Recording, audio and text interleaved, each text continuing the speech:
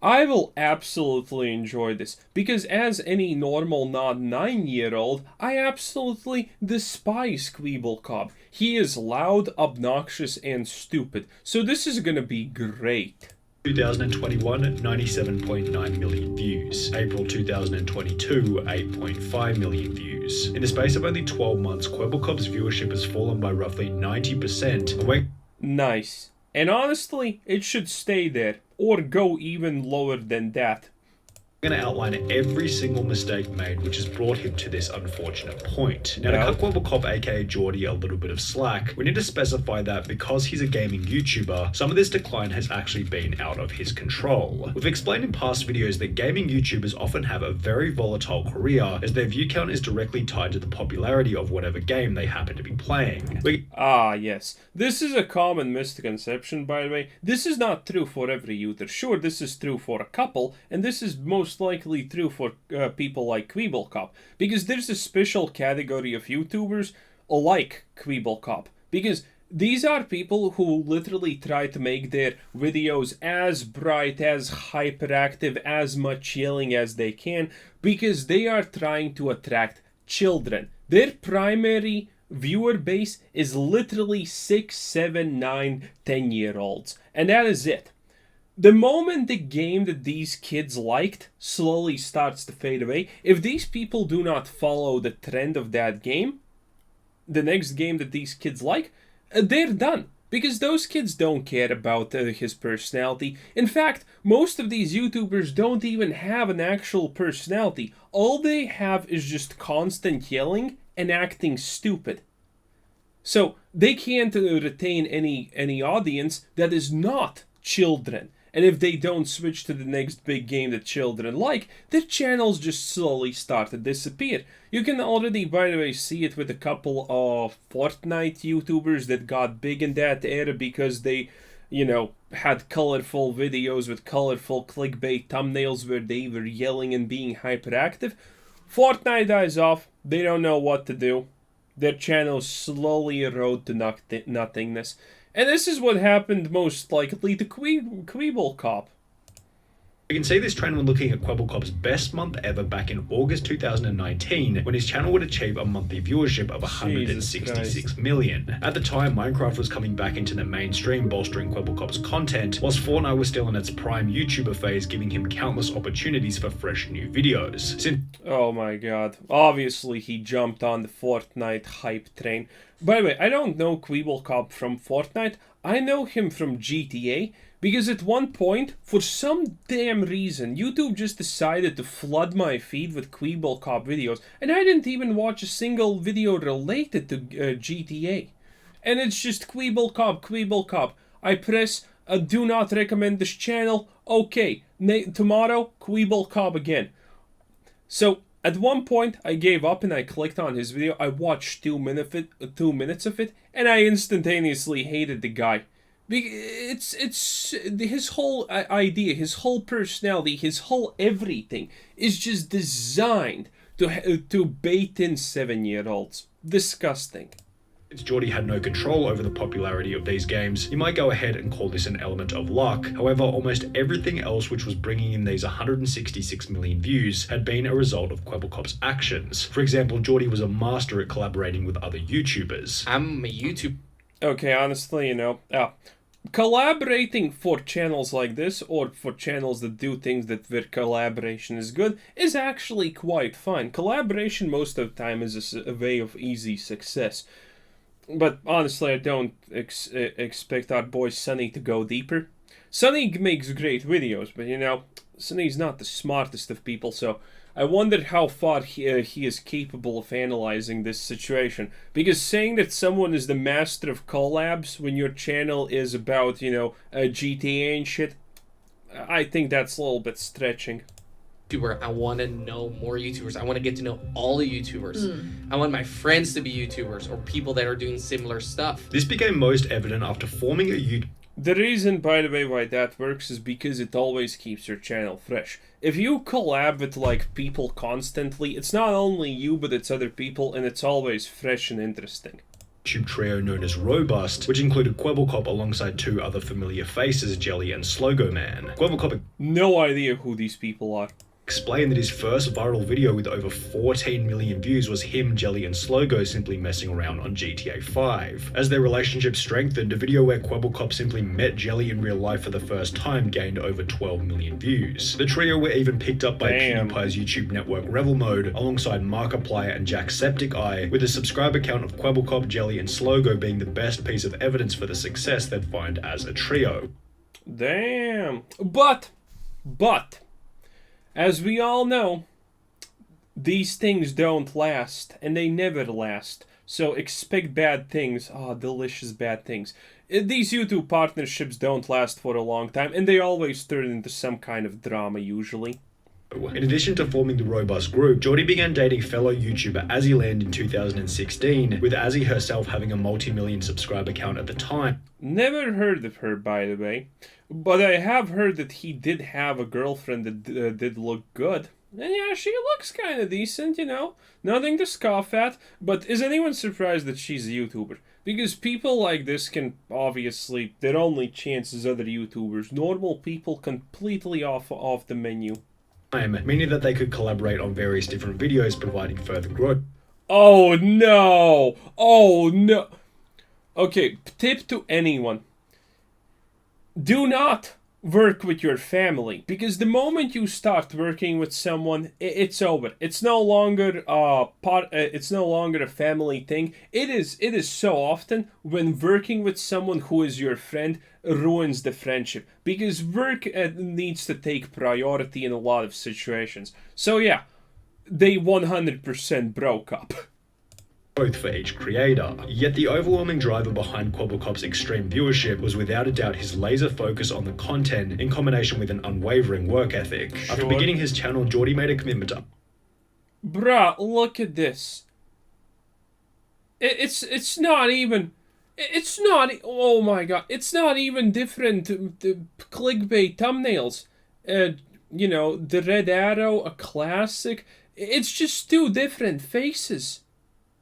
Why not just use one at this point? It's only just like two different clickbait faces. Amazing. Now that's called laziness. Upload one video every single day, which he would continue for a period of over 9 years. 27th of August 2012, I said to myself, I'm never gonna miss a day of uploading, no matter what happens. And every day I'm gonna make a video that's better than the one before. Additionally, all of his energy was being focused on one channel only, ensuring that the one daily video was always of the highest quality. Every day I worked on it, every day I studied it, I watched tutorials, I read articles, I spoke to people, I practiced, and every day I made new videos. And within this daily upload, it was obvious that Kwebbelkop's goal was to ensure the most optimal experience for the audience. I really doubt that. I'm not gonna lie. I really doubt that. It's making videos that my audience loved watching, right? 7-year-olds? What kind of magic? What does a 7-year-old want to watch? Elsa impregnates Spider-Man? Is that what we're talking about?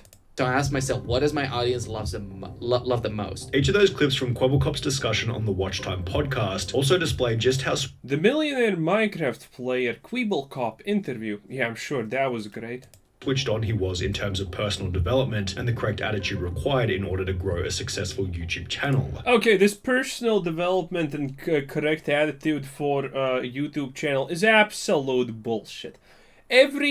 Okay, so listen, everyone's answer will be the same. Hard work, dedication, trying to make as good videos as you possibly can. And that's what everyone will do. And that's what everyone does. Until that point, see, this is where you actually get tested. When you start to become big, when you start to become successful, as long as everything is fine, the numbers stay the same or go up slightly and you're happy, everything's good. The moment you start to be tested is the moment... Bad pause screen, huh? The moment you are tested is the point where YouTube decides, yeah, you know what? Let's just cut your viewership by 30% because algorithm reasons. And that's where you're supposed to test your convictions and keep up the attitude. That's the real test. While everything's going smoothly, everyone is an absolute genius entrepreneur and doing everything by the book perfectly. The real moment when people like this get tested is when things start to go bad. A successful YouTube channel. So if he had the correct attitude and mindset in order, why after 5 years of gaining an extremely consistent 100 million views per month did this number drop to between 5 and 15 million over the course of only a year? That's actually a very good question, because obviously, his base odd, he's still doing just Minecraft bullshit, GTA and all of that thing that attracts children. So why did it slowly drop off? That's a good question. Well, in order to answer that question, let's begin by looking at a Twitter post made by Kwebbelkop in early 2020. Before things go any further, I want to address the rumors. After 3.5 years of being together, Azzy and I recently broke up. Oh, wow. No shit, obviously. It never lasts. Two internet personalities being together, it is so rare that it lasts. It's the same as, you and your wife work in one place and one has more authority than the other. Chances are it's not gonna go well. Chances are it's gonna go bad. This is why people say do not get into business with family and do not work in the same place as your significant other, because that's horrible. Because imagine the interaction between him and the girl when one of them is experiencing high fame numbers and their numbers are going up, and the other is losing views. That probably alone can destroy a relationship because one gets envious of the other. I have nothing but love and respect for this beautiful, smart, and caring woman. Please respect our privacy, thank you, which was accompanied by a video approximately 1 year later, conveniently just before his views began to decline. Explain 1 year later, huh? Oh, gotta milk that, huh? Nice. The reason behind their breakup. Why did you guys break up? Well, as you guys might know, I'm from Amsterdam, the Netherlands, and Azzy is from Canada. And wait, so you're telling me you're both millionaires, but they're both literal multi-millionaires. Someone who is getting like 100+ million views per month can afford a house, a beach house property in a different country pretty easily.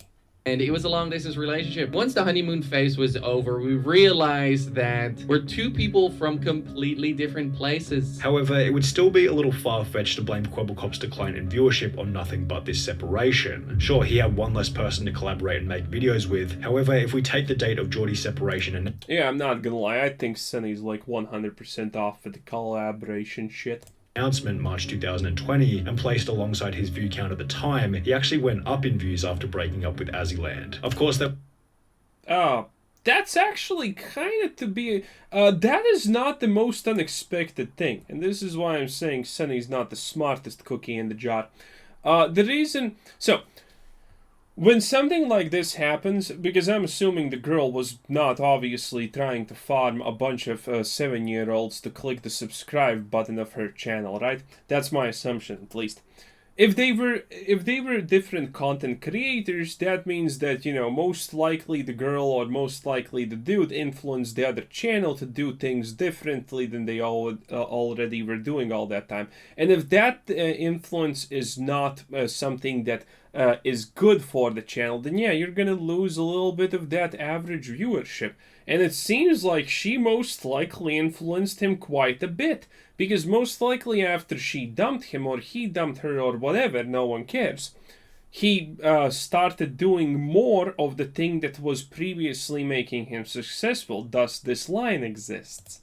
In views after breaking up with Azzyland. Of course, there were other factors at play during this time, such as people being at home and therefore watching more YouTube due to the pandemic, yet that's actually true. As an overall, the data doesn't really suggest that this breakup had much of an impact on his eventual decline in views. However, it wasn't only Azzyland that Kwebbelkop would stop making videos with. After 5 years of filming together, the robust trio being Kwebbelkop, Jelly and Slogo would also... That's actually a little bit admirable that they lasted together for so long. Also, man, look at this just spurg energy right there.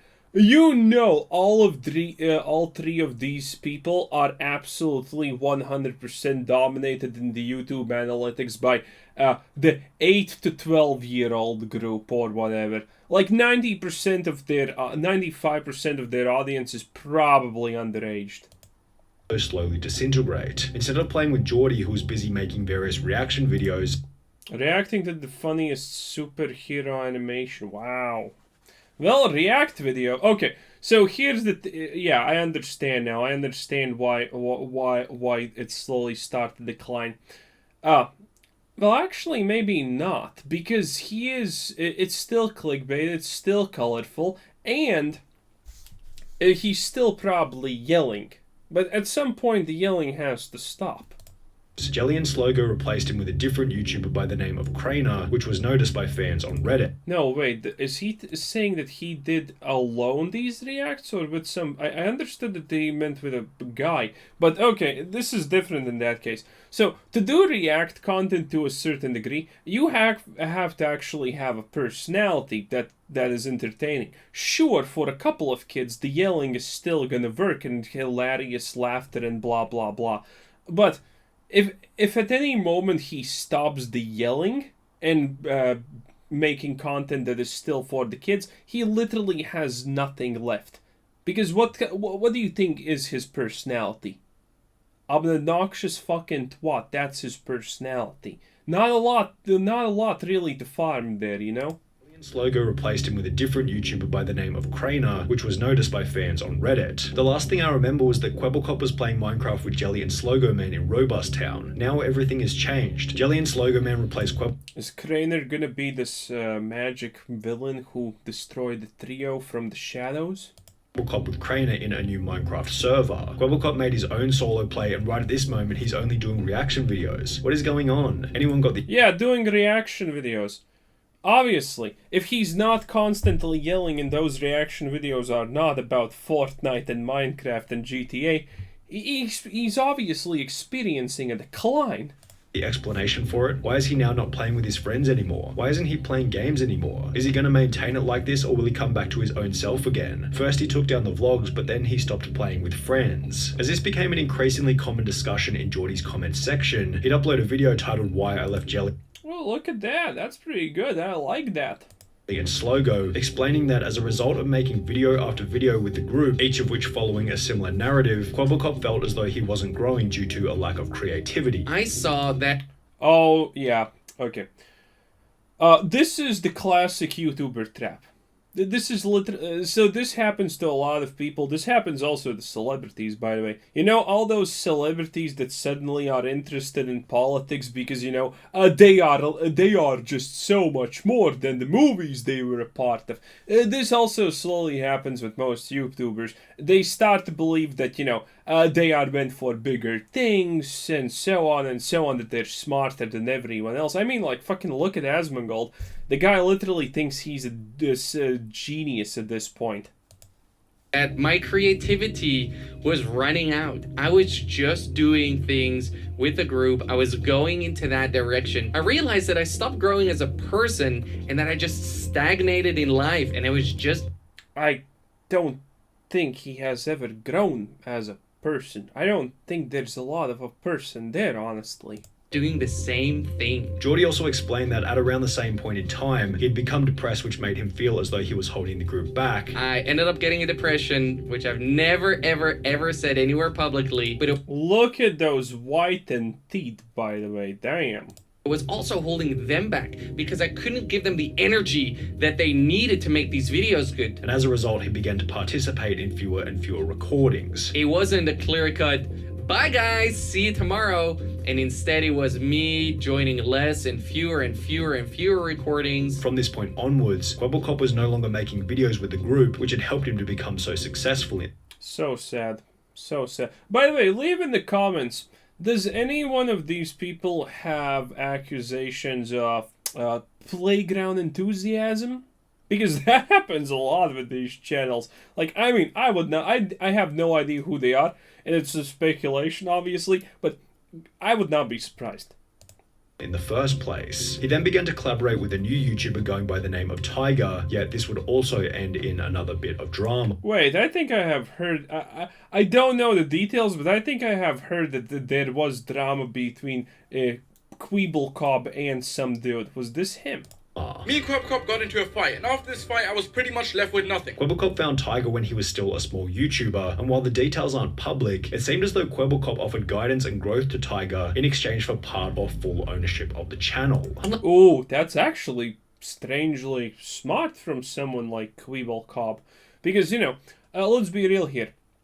If some multi-million sub-channel just offered me, hey, I'm gonna collab with you, I'm gonna get you like that 1 million subs from my boys because, you know, we kind of do similar things and blah blah blah, but you for the rest of your life from that channel have to give me like 50% of the revenue made, I would say yes.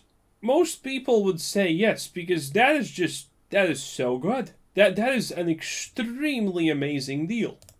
Like, this guy could be a really big YouTuber if I would coach him a little bit. He has so much talent. Now this went exactly as planned in the beginning. They started playing together and pretty quickly Tiger's viewership skyrocketed from 2 million views per month to 20 million views per month. Wow. That is actually a 1000% increase. That's absolutely insanity. However, at around the same point in time, Tiger randomly stopped uploading altogether. 2 months later, Tiger would upload a video on a different channel titled Why I Left Kwebbelkop and Tiger, explaining that he couldn't talk about what had happened with the channel. And I'm not gonna get too much into who was in the right or who was in the wrong, because, I can't. But he was no longer friends with Kwebbelkop. Everyone is... That's such a cop-out. I'm gonna not explain anything because, you know, I will get sued. Damn. asking the same thing. Why are you not uploading to Tiger, and what happened between you and Kwebbelkop? Well guys, it essentially boils down to one thing, and that is that me and Kwebbelkop are actually no longer friends. I feel hurt, I feel disappointed. Wow, look at this, that's so amazing. I wonder what happened. I actually don't care what happened. No one cares what happened. Is anyone surprised though? I feel betrayed, and most of all, I feel forgotten. What would become obvious later was that somehow Kwebbelkop had claimed ownership over Tiger's channel, as he would upload a video where he had cloned Tiger's voice and attached it to an AI, which would provoke another response. Seriously? That is absolutely wild. Wow, 10 out of 10. Actually, you know, that gives me... To be this heinous, honestly, Kwebbelkop just earned a little bit of respect from me. To be this absolutely unquestionably heinous and evil, oh, that's good. Response from Tiger, who was once again insulted by Geordie's actions. He made this cartoon character, loaned my voice, and put it on the Tiger channel. Listen, Geordie, this cartoon version of you might be How do you clone a voice? your best friend, but I'm not your best friend, okay? I'm not even your friend. And after Tiger called him out, Kwebbelkop seemed to panic as he would delete every video featuring the AI Tiger clone. The two would make up on Twitter, with Geordie stating, "Life is too short to have enemies," yet shortly thereafter Kwebbelkop would end their exchange by blocking Tiger on Twitter. But then The classic move. Oh, it's all good, my home slice.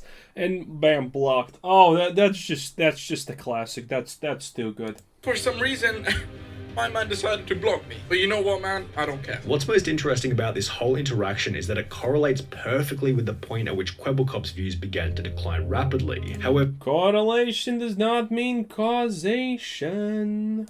the reason for the impending decline wasn't the drama itself, but rather one discovery made by Geordie throughout the conflict with Tiger, being that he could make an AI character to act as a real person. One of the biggest lessons I've learned in business Okay, yeah, Sonny absolutely has lost the plot. is that pretty much everything you dream is possible. Cloning yourself, too easy. 4 years ago, I was in the middle of a burnout, made 3 videos per day and streamed 2 to 3 hours per day. I wished I could clone myself, so I did. What Kwebbelkop is referring to in this Twitter thread is a channel he launched 1 month after the drama with Tiger, which posts gaming videos and uses an AI character as the main personality within the videos. Now, there's nothing wrong with anyone beginning a second channel, but when looking at the numbers, it's obvious that this new AI channel going by the name of Bloo was seriously fragmenting Geordie's attention on the main channel. It was launched in May 2000. What do you mean fragmenting attention?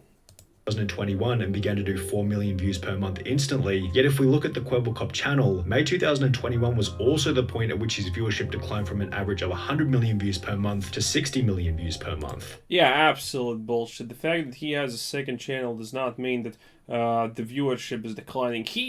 Like he said himself, he was doing 2 or 3 videos per day. So obviously, his viewership is going to start to decline if he only does 1 video per day. The fact that he launches a second channel does not mean that, you know, he's completely neglecting the first. Like, Sonny, for God's sakes, I don't know, Business Analytics 101, you don't just look at these magical numbers without anything. You actually have more information to equate these numbers to. In this case, it's the kind of videos he's making, how frequently he's uploading, and all of that things. I'm not gonna lie, I'm just not trusting him at all. Kwebbelkop began to celebrate the strides that his AI channel was doing, yet he also seemed completely oblivious to the massive decline that was happening on his... Yeah, when you're down in the gutter, you kind of celebrate anything. It's true. What? It's actually true. If you're not gonna celebrate any success, then, you know, why even bother? Main channel. His average monthly viewership was down by 40 million on Kwebbelkop while he was celebrating 4 million views a month on Bloo. It was the very definition of the man... Again, I would like to have some evidence about the fact that Bloo is actually him doing stuff. Because he said here that he cloned his voice. So why can't he clone his own voice or something like that? And just get someone else to do the channel that, you know, fits his criteria. It's so hard for me to imagine that he legitimately did this himself, not just, you know, hired the team to do it for him.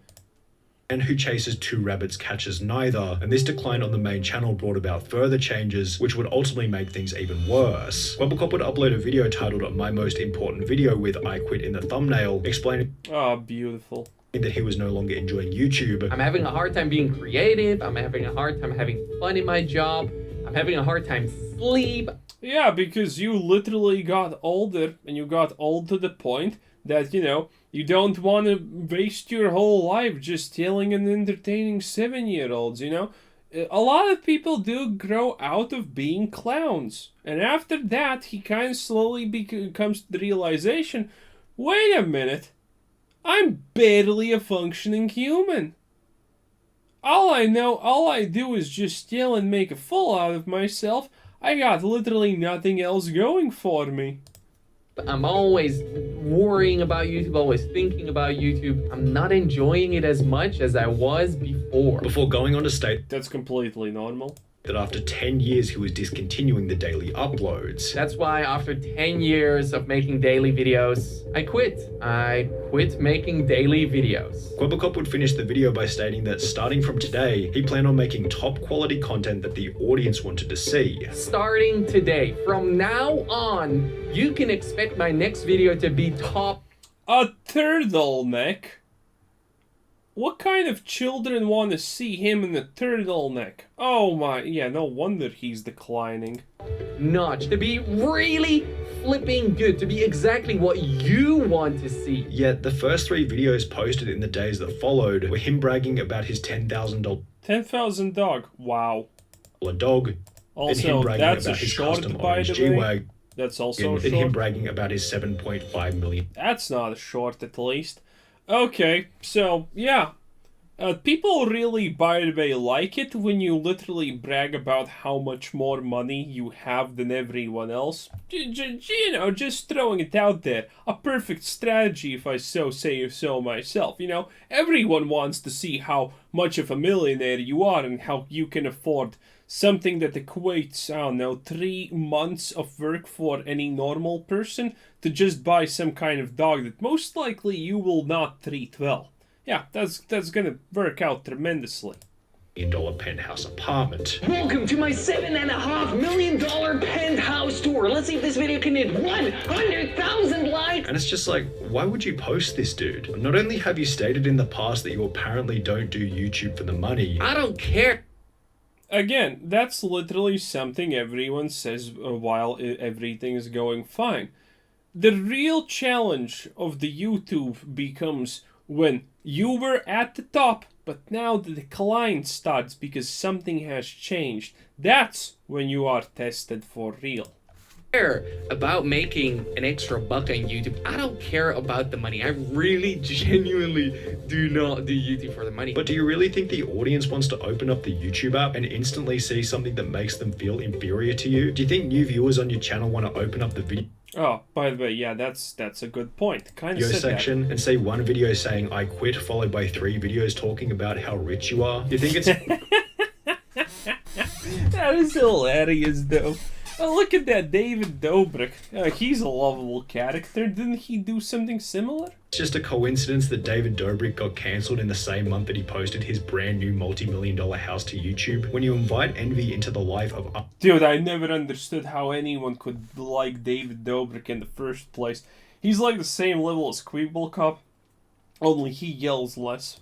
Others, you pay for it in ways which you will not expect. The 3 videos felt like nothing more than a validation-seeking exercise which came off as quite insecure. A 2008 study by the Journal of Consumer Research stated that when people feel powerless and out of control, they feel an increased desire to purchase items which convey high Well, yes, obviously, but that's kind of half of it. If you already have powers like that, you can't. Well, not powers, but if you already have items like that, you don't purchase them, but you do feel the need to flaunt them around, because that is a human-ish type of response. It's completely normal. If someone loses power, they will seek to reclaim a semblance of that power. And there are many ways that someone can do it. Flaunting around wealth when the source of that wealth is being taken away, technically, is a pretty reasonable thing to do in his situation. I can't even fault that for himself. For example, I don't know, if you're a cop and you're getting fired or something like that, you will try to tell people, you will, as a desperation move, most likely try to tell people that, you have power and this is how you should things, things like that. Essentially, people try to do what they, lost. I think that's how I should put it. Status. Further, this increased attraction to high status products stems from a specific inclination to re-establish power, which might explain Kwebbelkop's motive to upload these off-brand videos. Maybe deep down he felt as though he had lost his position of influence, which was certainly plausible because he did, yeah. Because at the time of uploading the videos, his monthly viewership had declined by over 85% from its peak. Additionally, his house tour might have been evidence that Kwebbelkop had fallen into the classic trap of becoming distracted from the channel by the items he was able to purchase as a result of the channel in the That does look good, I'm not gonna lie. First place. This theory could be supported by the fact that after uploading my penthouse buying everything from McDonald's. That's just lame. Also, who's the girl? Did he buy someone, or is that the same girl? Invading secrets. Oh, yeah, this is... Oh, dude, he's trying to do Fortnite when Fortnite is almost over. GTA, yeah, all the classic garbo. His house tour to YouTube and 25 ways to survive 99 years in GTA 5. Absolutely no clue what that means, but that did surprisingly high well. Announcing that he no longer planned on uploading daily, the videos slowed dramatically. It went from 1 video per day to only 2 videos in both March and April of 2022, doing further damage to the channel's view count. Now, we can't neglect the fact that his Bloo channel has actually gained a bit of traction over the last couple of months, gaining between 10 and 25 million views per month. However, when combining the views of both Bloo and Kwebbelkop together, even on the best months he doesn't crack 40 million views, which is still less than half of what he was able to achieve while simply focusing on one channel. That emotionally destroys you. In a recent video titled My $100 Million GTA 5 Business in Real Life, which sports a similar kind of vibe to the apartment tour, Kwebbelkop talks about how he's also launched an NFT business and is working on a video game. NFT business! Hell yeah! Buy my Kwebbelkops. They're gonna have different hairstyles, different... Oh my god, just someone put him out of his misery. Essentially fracturing his focus from YouTube even. And also, did he just take that guy's chair? and completely was not up, even, didn't even care. That's insane. Further, as mentioned earlier, Kwebbelkop is extremely switched on in terms of how to build and run a successful YouTube channel, although as a No, he's not. That's the thing. He's not. He most likely didn't even understand the significance of having a child audience while being a hyperactive spurg. Well, okay, he probably did understand that, but again, Sunny's overrating him so much. But then again, Sunny does that a lot. whole, there are two obvious problems that need to be solved. The first problem, which thankfully is relatively easy to fix, is Kwebbelkop. Okay, let me put it like this: Kwebbelkop wasn't actually smart. He was good at what he did, and luck had it that that thing that he was good at got him views and was good at the moment. is one relating to ego. Geordie, I know how much we as males love to brag. It's Which color is your Bugatti? Slowly getting back into YouTube games. 30 APV to the highest APV we hit in a while. Let's go for 60. Average views per something? I don't remember what that even means. Average percentage. Oh, average percentage viewed. Okay. That's actually pretty good. But again, it's children, I guess, so it's fine. It's written in our DNA to talk endlessly about how good we are, but you have to resist the urge to do so. I couldn't be more proud of the team. Bloo has been... Yeah! God fucking damn it, Sonny. I couldn't be more proud of the team. Bloo Sonny! You absolute dope! Yeah! Oh, just from what... How did you not know that Bloo is made by a team and not Kwebbelkop himself? Like, literally, this just proves it. This is literally the explanation. Yeah, it's a team. So, proclaiming your high status by posting videos of your G-Wagon and multi-million-dollar home ironically does the opposite of what you want it to, as your audience doesn't want to follow someone that needs to be validated in any way, shape, or form. The second problem is a little harder to solve as it requires either more sacrifice or time, and I could be wrong altogether with this second problem because I'm not sure what kind of numbers your other businesses are doing, but your focus is clearly fragmented, or maybe you have... Look at that guy. He's so confused. Too many things to focus on. You claim to have between 50 and 100 employees. I'm running a business with I don't know how many employees anywhere. Okay, I'm not gonna lie, the chances that he even had the business idea, whatever the fuck it is, NFTs or whatever, I don't think he even thought of it himself. Most likely, the classic thing happened. Someone approached him, said, "Hey, we can do this. You can feel empowered. You can feel important about it because you're gonna be the part of it. You're gonna be the face. We're gonna do everything. You just do this, and you're gonna get money at the end." That's most likely what happened. He just got offered the business venture, and that's pretty much it. From 50 to 100 employees work here. Yet your views are significantly below where they were during any other year since 2016. The potential inefficiency of this was also noticed by some of the sidemen. So Kwebbelkop has basically tweeted out saying that Oh god, the sidemen. I don't know who they are. he spends on average 14 days and 14 editors to make one video. Instantly, I'm thinking your team or your process is incredibly inefficient. And while the one Yeah, that's absolutely 100% true. That's insane.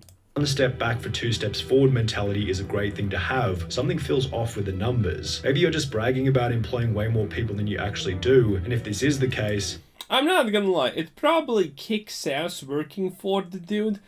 At least I would not work for him. But if I was struggling for... Because if you just suck up to this guy, most likely he will give you an extra pay raise. He's gonna give you a bonus. He's gonna buy you a present. You're gonna be the top dog. Doesn't matter if you're shit at your job, as long as you suck up to him, I think you can get far in a world as simplistic as this dude. It's obvious that this guy has problems, and if you just suck up to him I think you can get so far ahead. It's just another piece of evidence for the previous point. Quit with the bragging. It's not necessary and adds no value to anything at any point in time. When you appeared on the Watch Time podcast with Muselk, one very mature thing that you said was that you appreciate when your YouTuber friends call you out on things. So while I was probably a little bit harsh in this video... That's it? Sonny, I'm fucking disappointed. Nah, Sonny makes great videos, but man, like, the presentation is spot on. The way he says things is spot on, but honestly, I would say at best this is like a 5.5 out of 10 in analysis. Very many inherent biases from previously established things with no real understanding do they apply to things like, you know, at the start where he said, in previous videos we have talked about, yeah, but is that true for everyone? Is that true for Kwebbelkop? No. Anyway, was kind of fun. Pretty good stuff. The dumbest attempt to cancel Mr. Beast. Yeah, that sounds stupid, not gonna lie. Anyway, like, subscribe, and have a nice day. Bye-bye.